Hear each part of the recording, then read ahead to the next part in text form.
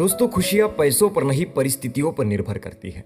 एक बच्चा गुब्बारा बेचकर खुश था, दूसरा उसे खरीद कर तो तीसरा उसे फोड़कर। एक दिन एक महिला ने अपने किचन के सभी पुराने बर्तन बाहर निकाले, जिसमें पुराने डिब्बे, प्लास्टिक के डिब्बे, छोटे बड़े कटोरियां, ग्लासे आदि सब कुछ थे।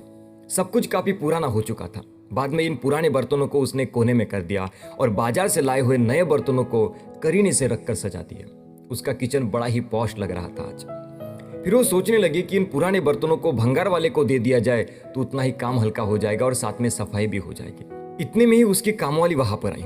दुपट्टा खोस कर वो फर्श साफ करने ही वाली थी कि उसकी नजर कोने में पड़े हुए उन बर्तनों पर चली गई। उस तनावग्रस्त चेहरे से अपने मालकिन से पूछती है कि मैडम, आज इतने सारे बर्तन साफ करने होंगे क्या? वो महिला बोली, अरे नहीं, ये सब तो भंगार वाले को देने हैं, ये अब मेरे किसी काम के नहीं। उस काम वाली के मन में एक आशा की किरण चमक उठी। वो बोली कि मैडम, अगर आपको ऐतराज ना हो तो इन बर्तनों में से एक मैं पतीला ले लूं। वो महिला बोली, अरे एक क्यों, सभी बर्तन ले जा, अब ये मेरे किसी काम के नहीं है। उस काम वाली की आंखें फैल गई। उसे तो मानो जैसे अली बाबा की गुफा ही मिल गई थी। उसने पटापट अपने काम खत्म किए। काम खत्म हो जाने के बाद में एक थैले में उसने सभी बर्तनों को समेट लिया और अपने घर की ओर चल दिया। आज तो मानो उसे 4 पाव लग गए थे। घर आते ही उसने पानी तक नहीं पिया और सबसे पहले जूना, पुराना और टूटने की कगार पर आया हुआ वो पतीला उसने बाहर निकाला। साथ ही साथ कुछ छोटे बड़े बर्तन और टूटे हुए टेढ़े मेढ़े चम्मच भी उसने बाहर निकाले और बाद में उस थैले में से अपने बर्तनों का खजाना निकालकर अपनी किचन की सजावट की। आज उसका एक कमरे वाला किचन बड़ा ही पॉश लग रहा था। फिर वो सोचने लगी कि इन पुराने बर्तनों का क्या किया जाए। भंगार वाले को दे दिया जाए तो उतना ही काम हल्का हो जाएगा और साथ ही साथ सफाई भी हो जाएगी। इतने में उसके दर पर एक भिखारी हाथों की अंजुल बनाकर खड़ा रहता और कहता है कि माँ पानी दे दे।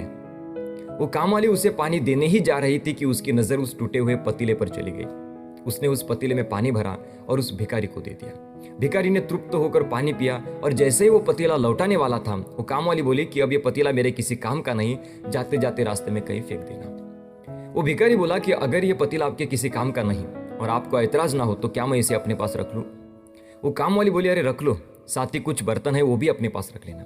वो भिखारी काफी खुश हो गया। पानी पीने के लिए आज पतीला मिल गया, किसी ने कुछ चावल दे दिया, खाने के लिए दे दिया तो आज छोटे बड़े बर्तन भी मिल गए, और किसी दिन चम्मच से खाने का मन करे तो आज चम्मच भी मिल गया। आज उस भिखारी की झोली बड़ी ही पॉश लग रही थी। खुशी किसमें माने, यह हर किसी की परिस्थितियों पर निर्भर करता है। हमें हमेशा अपनों से छोटे को देखकर खुश होना चाहिए, यह सोचकर कि हमारी हालत इससे तो अच्छी है, जबकि हम अपनों से बड़े को देखकर दुखी होते हैं और यही हमारे दुख का सबसे बड़ा कारण होता है। हमेशा जरूरतमंद को देने की आदत डालने से एक चेन बनती जाती है, और आप अगर चेन मार्केटिंग के कंसेप्ट को समझते हैं तो अंतिम लाभार्थी की दुआ सबसे पहले दानदाता को मिलती है। दिवाली की साफ सफाई शुरू हो गई है। शुभकामना है कि आपका घर नए क्रॉकरी, नए कपड़े, नए फर्नीचर से जगमग उठे।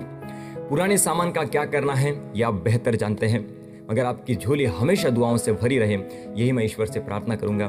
कहानी आखिर तक सुनने के लिए आपका दिल से धन्यवाद। बहुत बहुत शुक्रिया।